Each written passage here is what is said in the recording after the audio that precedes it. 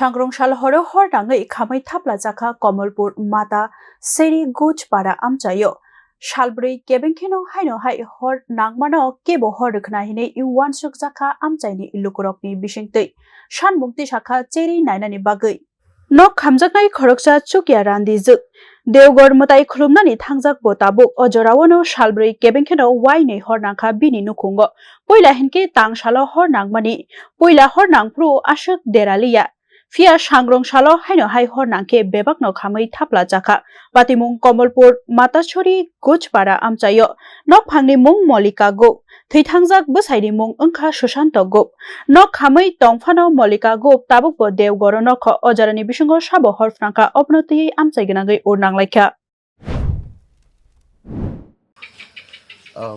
বাড়ির মালিকের নাম হচ্ছে লেট সুশান্ত গোপ। ওনার স্বামী মারা গেছেন মল্লিকা গোপের বাড়ি। তো মল্লিকা গোপ ঘরে নেই, উনি দেওঘরে গেছেন। তো প্রথম বললামই তো আপনাকে যে প্রথম সোমবার রাত্রেবেলা আগুন লাগানো হয়েছিল, দ্বিতীয়বার আবারও লাগানো হয়েছে, আবার লাগানো হলো। তারা কারা হতে পারে? কারা হতে পারে কী বলবো বলুন। আমার মনে হচ্ছে যে প্রথমবার যখন আগুনটা লাগানো হয়েছিল তখন আপনার কিছু মার্ক ছিল, আপনার কিছু প্যাচ মার্ক ছিল, আপনার থিনারের দাগ ছিল, এগুলোকে মানে লোপাট করার জন্য সম্ভবত আবারও লাগানো হয়েছে।